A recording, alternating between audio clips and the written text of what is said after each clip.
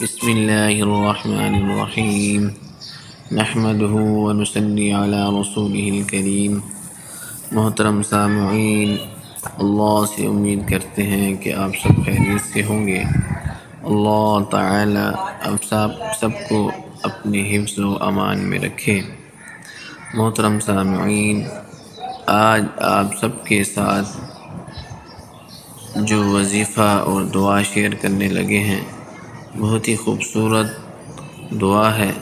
محترم سامعین، آج کے دور میں بہت ہی قیمتی دعا ہے۔ اس دعا کو اگر آج کے دور میں پڑھا جائے تو محترم سامعین، ہر بندہ جو ہے مالی معاشی پریشانی میں مبتلا ہے، قرض میں جکڑا ہوا ہے، یعنی کاروبار کی برکتیں نہیں ہیں، کاروبار کی وجہ سے، رزق کی وجہ سے پریشان ہیں۔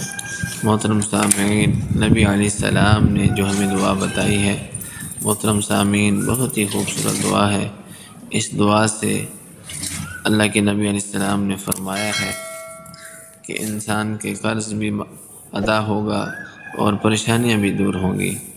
آج کی دعا قرض اور پریشانیوں سے چھٹکارا پائیں، پیاری دعا ہے۔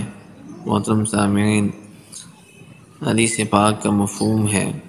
حضرت ابو سعید خدری رضی اللہ تعالیٰ عنہ روایت کرتے ہیں کہ ایک روز نبی اکرم صلی اللہ علیہ وسلم مسجد میں تشریف لائے تو اچانک ایک انصاری صحابی حضرت ابو امامہ رضی اللہ عنہ کو دیکھا تو فرمایا کہ کیا بات ہے، تم نماز کے وقت کے علاوہ مسجد میں بیٹھے نظر آ رہے ہو؟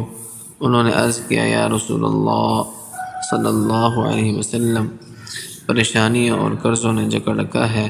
نبی اکرم صلی اللہ علیہ وسلم نے فرمایا، کیا میں تمہیں دعا کا ایسا تحفہ نہ دوں، جب اسے پڑھو گے تو اللہ تعالی تمہاری پریشانیاں دور کر دیں گے؟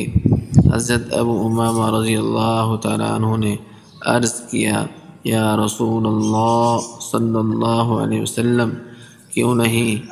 آپ صلی اللہ علیہ وسلم نے فرمایا کہ صبح شام یہ دعا پڑھا کرو، اللہم انی اعوذ بک من الہم والحزن، واعوذ بک من العجز والکسل، واعوذ بک من الجبن والبخل، واعوذ بک من غلبۃ الدین وقہر الرجال۔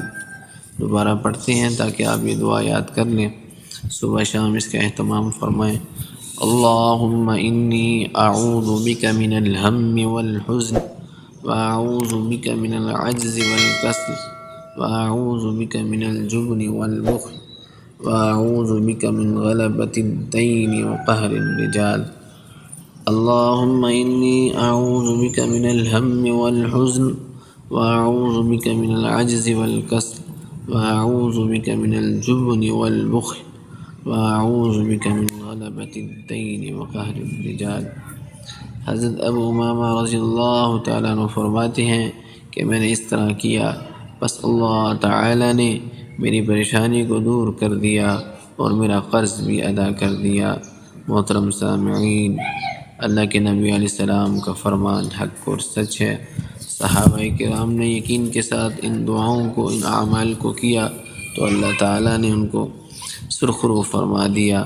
محترم سامعین، ہمارے چینل پر نئے ہیں تو ہمارے چینل کو ضرور سبسکرائب کریں تاکہ ہماری ہر آنے والی دعا اور وظیفہ آپ کو ملتا رہے۔ جزاک اللہ۔